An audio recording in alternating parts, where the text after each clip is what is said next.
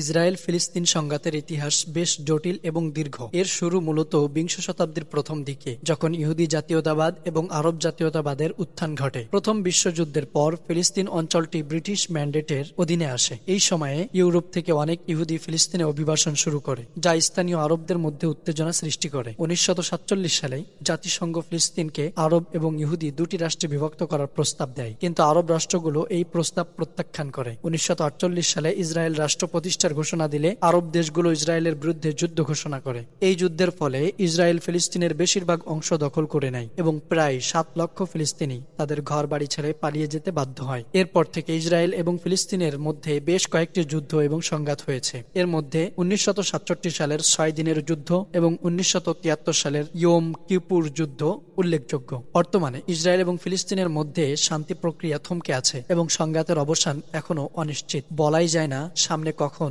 এটার সুনিশ্চিত একটা সমাধান আসবে, তবে বলা যায় ফিলিস্তিনিরা এখনো পর্যন্ত অপেক্ষা করছেন ইমামে মাহদির। ভালো লাগলে লাইক দিন, শেয়ার করুন এবং কমেন্ট করুন। আপনার মূল্যবান মতামত জানান।